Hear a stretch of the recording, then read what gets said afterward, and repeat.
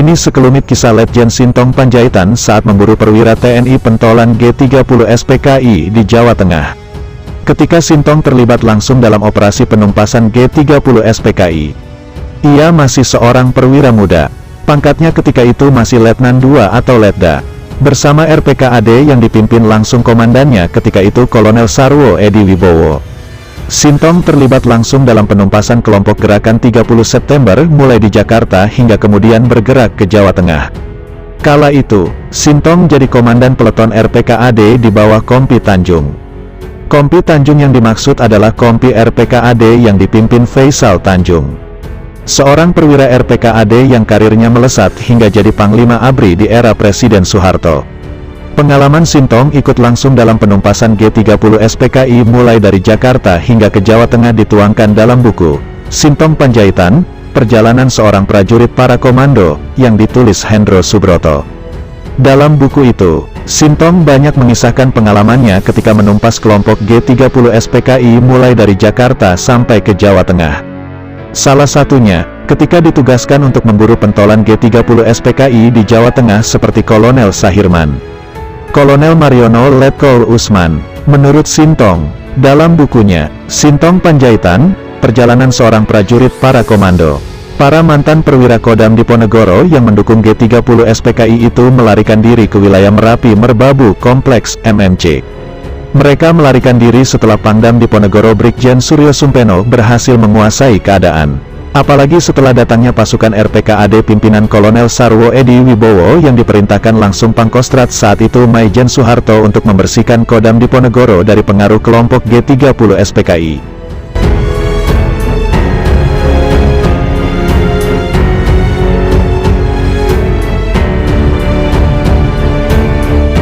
Menurut Sintong, untuk mengintensifkan pengejaran terhadap para mantan perwira Kodam Diponegoro berhaluan komunis itu, pada tanggal 1 Desember tahun 1965 dibentuk Komando Operasi Merapi. Komando ini dipimpin langsung Kolonel Sarwo Edi. Pelaksana lapangan adalah Komandan Batalion 1 RPKAD Mayor C.I. Santosa dibantu Kasih 1 Intelijen Kapten Daryono sebagai wakil, kata Sintong dalam buku Sintong Panjaitan, Perjalanan Seorang Prajurit Para Komando. Adapun pasukan yang dikerahkan untuk meringkus Kolonel Sahirman dan kawan-kawan, kata Sintong, terdiri dari Kompi Urip, Kompi Kayat, Kompi Tejo dan Kompi Sembiring. Mereka dibantu 2 peleton Kompi Ayon Kaf 1 Panzer dan 3 helikopter Mi 4 penerbangan Angkatan Darat berstatus BP pada Komando Operasi Merapi.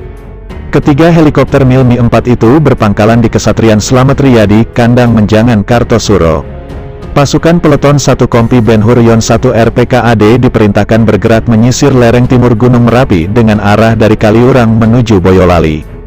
Sedangkan unsur Yon E dan Yon F Brigif 6 Kostrat menyisir lereng timur Gunung Merapi dari Boyolali menuju Kaliurang. Peleton 1 yang dipimpin Sintong sendiri diperintahkan Kolonel Sarwo Edi untuk menutup kemungkinan terjadinya perembesan eks-perwira Kodam Diponegoro yang terlibat G30 SPKI itu turun dari lereng timur Gunung Merapi menuju Klaten lewat Cokrotulung dan di daerah sekitarnya.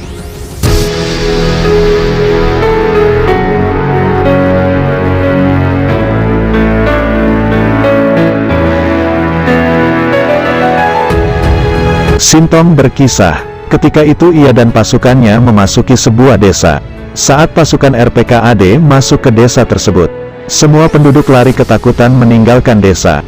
Rupanya, menurut Sintong, para penduduk desa ini telah dihasut PKI dan ormasnya, bahwa pasukan TNI akan datang untuk menindas mereka. Hasutan itu terutama dilakukan oleh Barisan Tani Indonesia, BTI, yang sebelumnya sangat berpengaruh terhadap penduduk di pedesaan, kata Sintong dalam buku yang ditulis Hendro Subroto. Melihat penduduk ketakutan dan coba melarikan diri, anggota peleton 1 yang dipimpin Sintong berupaya memanggil mereka dengan seruan dalam bahasa Jawa. Mereka dipanggil lewat pengeras suara.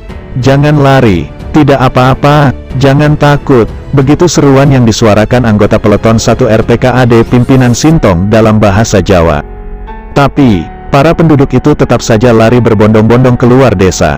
Karena lewat seruan tak berhasil menghentikan para penduduk yang lari meninggalkan desa. Sintong pun memerintahkan anak buahnya melepaskan tembakan ke udara untuk menghentikan mereka. Ketika itu, pasukan peleton 1 RPKAD yang dipimpin Sintong selain bawa AK-47, Juga dibekali senapan serbu AR-15 yang kala itu masih terhitung senapan serbu baru. Maka anak buah Sintong pun langsung melepaskan tembakan ke udara. Tapi apa yang terjadi? Tembakan pertama, tak keluar bunyi letusan. Sintong juga masih ingat, ia ikut melepaskan tembakan ke udara. Namun juga tak keluar letusan. Senapan serbu AR-15 yang digunakannya juga macet. Rupanya, menurut Sintong, penyebab kemacetan senjata itu karena pengait gagal menarik selongsong dari kamar peluru. Melihat senapan yang dibawanya macet, Sintong pun teringat bahwa Kompi Tanjung di mana ia jadi bagian dari pasukan itu dan Kompi Harseno yang akan diterjunkan ke Sarawak dalam rangka konfrontasi dengan Malaysia juga dibekali senapan serbu itu. Ia tak bisa membayangkan apa yang akan terjadi jika operasi penerjunan ke Sarawak jadi dilakukan dengan membawa senapan yang macet tersebut. Sebagai tambahan informasi, sebelum G30 SPKI meletus, Kompi Tanjung dan Kompi Harseno sebenarnya akan diterjunkan ke Sarawak, Malaysia. Tapi, karena peristiwa G30 SPKI itu meletus, Kompi Tanjung dan Kompi Harseno yang sudah ada di Jakarta batal terjun ke Sarawak. Dua kompi ini kemudian dilibatkan dalam operasi penumpasan G30 SPKI. Sejarah pun mencatat, pada tanggal 14 Desember tahun 1965, Kolonel Sahirman, Kolonel Mariono dan Mayor Sukirno berhasil disergap dan ditembak mati. Sebelumnya pada tanggal 8 Desember, pasukan yang terlibat dalam pengejaran ex-perwira Kodam Diponegoro itu berhasil menyergap kelompok G30 SPKI ini di lereng Merbabu bagian timur. Dalam penyergapan yang dilakukan pukul 5 pagi itu, berhasil menewaskan sebagian kelompok G30 SPKI. Setelah dilakukan penyisiran di lokasi penyergapan didapati beberapa mayat yang kemudian diketahui itu adalah mayat dari Letkol Usman Sastro Dibroto, Mayor Sumadi dan Kapten Sukirno Darmin yang sedang diburu.